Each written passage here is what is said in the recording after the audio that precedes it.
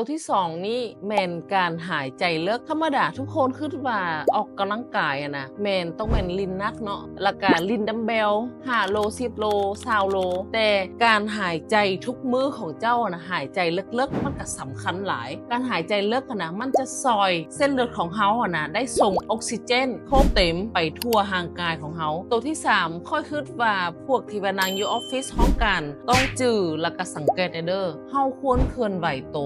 ทุกๆชั่วโมงเทื่อนึงเฮานั่งตลอดนะจะเฮ็ดให้เลือดของเฮาไหลเวียนตลอดบ่ได้เฮ็ดให้เลือดของเฮานี่สะสมสารพิษทั้งสั้นน่ะอย่าลืมเพียงแต่3 นาทีเจ้ายืนแล้วเจ้าเคลื่อนไหวเบาๆคือแบบสินี่จะเฮ็ดให้ห่างกายของเจ้าอ่ะนะเลือดของเจ้าจะได้ไหลเวียนตลอดความเสี่ยงเลือดถึกอุดตันที่ต่ำลง 40% เจ้าดื่มน้ำเพียงพอทุกมื้อบอคอมเมนต์ค่อยดื่มครบให้ค่อยฮู้น้ำกันเด้อ